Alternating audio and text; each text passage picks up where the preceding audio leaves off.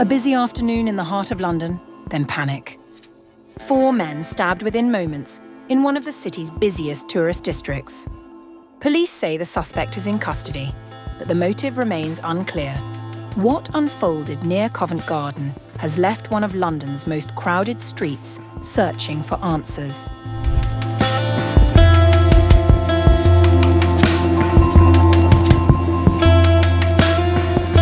Police were called to a stabbing in central London on August 5th after 4 men were attacked on Endell Street, about a quarter of a mile from Covent Garden's famous square. Police said early indications point to a mental health-related incident. A 47-year-old woman was arrested at the scene on suspicion of possession of an offensive weapon and assault, and remains in custody. Officers seized a pair of scissors at the scene, according to a police statement.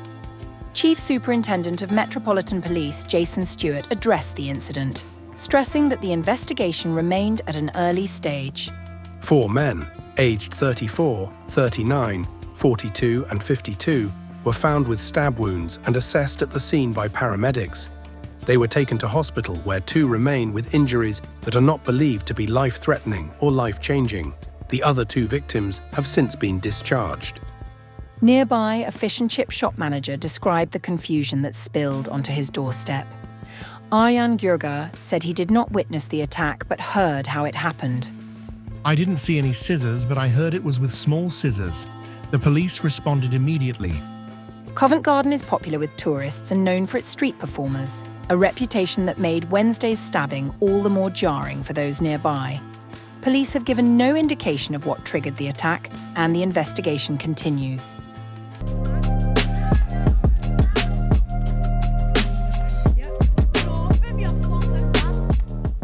An Irish man is in hospital in serious condition after a knifeman attacked him on a residential street in North Belfast late on June 8th, in footage that has since spread widely online and drawn condemnation from across the political spectrum. Officers from the PSNI were called to Kinnaird Avenue shortly after 10:30 p.m. local time following reports of a knife attack. A video circulating on social media appears to show a black man slashing at the victim's neck while onlookers shout at him to stop. Bystanders eventually pulled the attacker away, with one intervening using a hurling stick. A man in his 30s, believed to be Somali, was arrested at the scene on suspicion of attempted murder. The victim, a man in his 40s, was taken to hospital with serious injuries to his face, neck, and back. PSNI Assistant Chief Constable Ryan Henderson declared it a critical incident and said officers had arrived within minutes. This brutal attack will have sent shockwaves through the community, causing real concern. Our officers were on the scene within minutes, and we wish to acknowledge the members of the public who strive to save the man from further attack. Their willingness to step forward to help another person shows incredible bravery and community spirit. British Prime Minister Keir Starmer called the scene sickening and said, "I have absolutely no tolerance for abhorrent scenes of violence like this on our streets. My thoughts are first and foremost with the victim, and I thank the first responders, including members of the public who intervened." The attack has also drawn sharp responses from opposition leaders. DUP leader Gavin Robinson, who said the footage would be impossible to unsee, described it as medieval and barbaric. What occurred last night will have profound implications for community cohesion in this country. This needs to be a time for honesty and openness and truth. Will he confirm that he and his government recognise that uncontrolled immigration needs to end? Will he confirm that the government needs to reassure and protect our population who for too long have had their concerns ignored? A knife believed to be the attacker's has been recovered from the scene. Forensics officers were also seen working the street through the morning of June 9th as the area remained cordoned off. Police have urged anyone with dashcam or CCTV footage to come forward.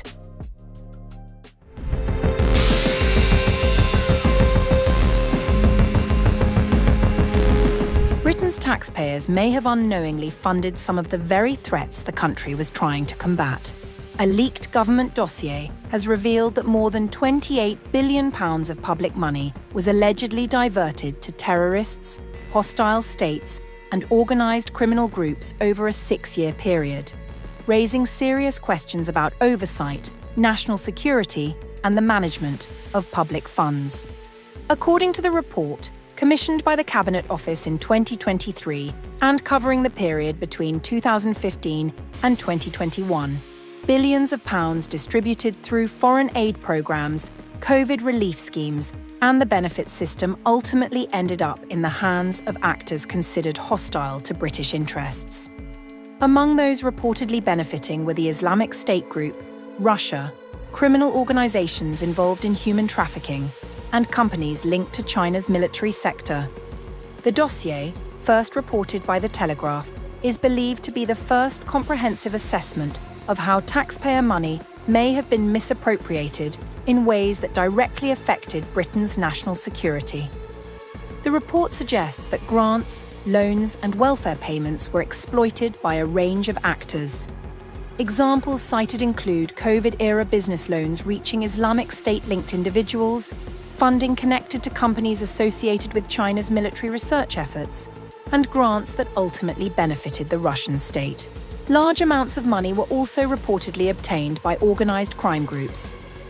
Human traffickers were among those accused of accessing housing and disability benefits, while criminal networks in Eastern Europe allegedly mounted coordinated efforts to obtain British state funds. Sources cited in the report claim some of these organised crime groups were supported by a hostile foreign state as part of efforts to encourage illegal migration into the United Kingdom. Experts have described the findings as deeply concerning. Rebecca Harding of the Centre for Economic Security warned that the report highlights Britain's exposure to economic threats from both state and non-state actors. One of the problems is we have assumed that everybody wants the same thing as us. What we haven't realized is, when it comes to other countries, want to project their economic power in a way that undermines our economic power. It is economic warfare, and we have been naive about all of this. Tom Keatinger of the RUSI think tank said, There were lots of examples of the benefit system becoming an ATM for terrorists. Keating also criticised weaknesses in pandemic-era loan programmes, noting that any loophole could be exploited by criminals or extremists. The report was originally prepared after widespread concerns emerged over fraud in COVID support schemes. Previous government estimates suggested taxpayers lost around £10.9 billion to fraud linked to pandemic relief programmes.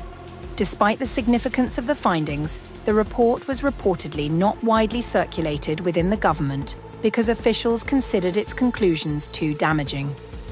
Questions also remain about who ultimately holds responsibility for assessing national security risks when public grants and funding programmes are approved. The revelations come as Britain continues to reassess how public money is distributed at home and abroad. While misappropriated funds represent only a fraction of overall government spending during the period, the report raises serious concerns about oversight, accountability, and the vulnerability of public finances to exploitation by hostile actors. The Cabinet Office says the government is now taking unprecedented action to combat public sector fraud, claiming that more than £7.5 billion of taxpayer money has been protected or recovered over the past year through enhanced fraud prevention and recovery measures.